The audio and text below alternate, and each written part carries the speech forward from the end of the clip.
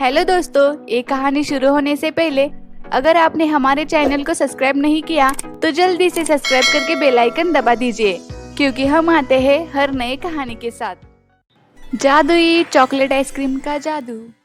एक गांव में दिनकर और विजय दोनों पड़ोसी थे। दोनों ही गांव में आइसक्रीम का ठेला लगाते थे। दिनकर स्वभाव का बहुत ही सीधा साधा था, जबकि विजय बहुत ही चालाक स्वभाव का था। दोनों रोजाना सुबह आइसक्रीम की फैक्ट्री जाते और आइसक्रीम भरकर बाजार में बेचते, और उसमें से जो भी कमाई होती वह किराया देकर बाकी बचे हुए पैसों से दोनों के घर का गुजारा चलता था। क्या हुआ विजय, आज आइसक्रीम की फैक्ट्री नहीं चल रहा है? माल नहीं लाना क्या? नहीं भाई, अभी तो बहुत माल बचा हुआ है। पहले कुछ दिन यह वाली आइसक्रीम तो बेच दूं, तुम ले जाओ अगर तुम्हारी खत्म हो गई है तो। मेरा तो माल खत्म हो गया है, मैं भरवा कर लाता हूँ, ठीक है ना? दिनकर आइसक्रीम लेने चला जाता है, तभी विजय की पत्नी आ जाती है। आजी, तुम तो बिल्कुल ही बेकार हो, एक आइसक्रीम भी बेच नहीं पाते हो। उस दिनकर को देखो, रोजाना ठेली भरकर आइसक्रीम बेच आता है। तब गलती तुम्हारी है, तुम एक ही जगह खड़े होकर आइसक्रीम बेचते हो, और दिनकर है जो बाजार घूमते ही रहता है, तभी उसकी आइसक्रीम ज्यादा बिकती है। तू ठीक बोल रही है कमला, पर अब मैं क्या कर सकता हूँ? दिनकर के तो ग्राहक बंधे हुए हैं। अगर मैं अब आइसक्रीम बेचने गया तो कोई मुझसे भला क्यों खरीदेगा? अरे, मैं तुम्हें तरकीब बताती हूँ। तुम एक काम करो, तुम दिनकर के उठने से पहले ही निकल जाया करो और जाकर जल्दी जल्दी सारे आइसक्रीम भेज दिया करो। ये ठीक रहेगा, कल से मैं ऐसा ही करूँगा। अगले दिन विजय दिनकर उठने से पहले ही आइसक्रीम बेचने चला गया, पर वो हैरान रह गया कि किसी ने भी उसकी आइसक्रीम नहीं खरीदी। तभी थोड़ी देर बाद दिनकर आइसक्रीम बेचने आया तो उसके ट्रॉली पर ग्राहकों की भीड़ लग गई। दिनकर भैया, मुझे आम वाली आइसक्रीम देना। दिनकर भैया, आप मुझे दूध वाली देना। अरे दिनकर, जरा संतरे वाली 2 आइसक्रीम देना। अभी देता हूँ भैया जी। दिनकर के आसपास भीड़ देखकर विजय गुस्सा हो जाता है और घर वापस लौट आता है। अच्छा, तो ये बात है। अब उस दिनकर के बच्चे का कुछ तो अलग ही सोचना पड़ेगा। मेरे पास एक और तरकीब है। विजय की पत्नी उसे धीमी आवाज में कुछ कहती है। अगले दिन जब विजय आइसक्रीम बेचने निकला तो दिनकर भी उसके साथ जाने लगा। अरे दिनकर भैया, आइसक्रीम फैक्ट्री की ओर जा रहे हो क्या? चलो दोनों साथ चलते हैं, मुझे भी फैक्ट्री जाना है। अच्छा चलो, दोनों साथ ही चलते हैं। आज सोच रहा हूँ कि ज्यादा माल भर दूं। आज ज्यादा माल उधार में लूंगा और बिक्री नहीं हुई तो मालिक को वापस कर दूंगा। इसी बहाने कुछ अच्छी कमाई तो हो जाएगी। कमाई तो तब होगी ना तेरी, जब तेरी आइसक्रीम बचेगी। दिनकर और विजय आइसक्रीम के ट्रॉली भर कर बाजार जाने लगते हैं।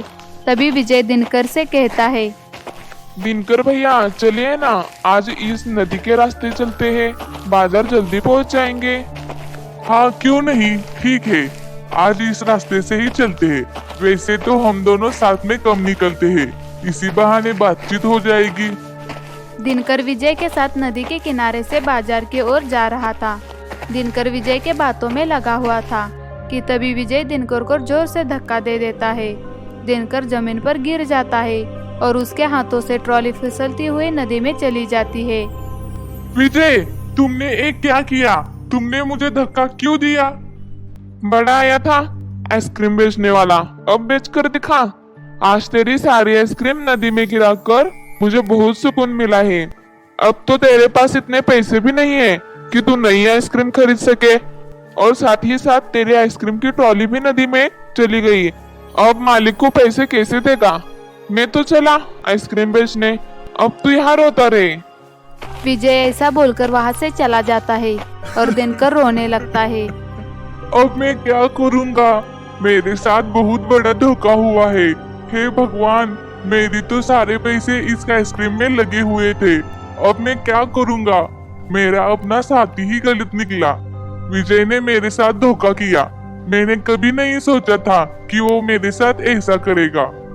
दिनकर ऐसे बोलते बोलते रोने लगता है। रोने के कारण उसके आंसू नदी में गिर रहे थे। अचानक नदी में से एक देवी प्रकट हो जाती है। दिनकर ये देखकर हैरान हो जाता है। तुम कौन हो और क्यों रो रहे हो? मेरे दोस्त ने मेरी पूरी आइसक्रीम की ट्रॉली इस नदी में गिरा दी है। दिनकर नदी के देवी को सारी बातें बताता है। मैं इस नदी की देवी हूँ।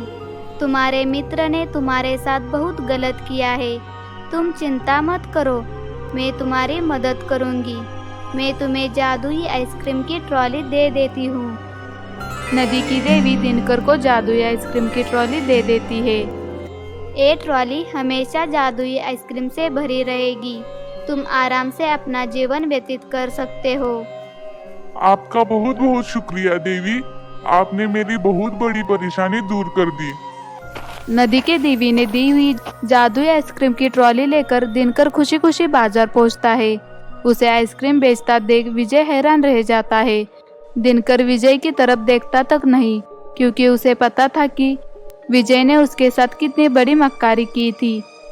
अरे, मैं तो उसकी आइसक्रीम की ट्रॉली नदी में फेंक कर आया था। फिर ये आइसक्रीम कैसे बेच रहा है? और सारे ग्राहक फिर से इसके आइसक्रीम खरीदने चले गए।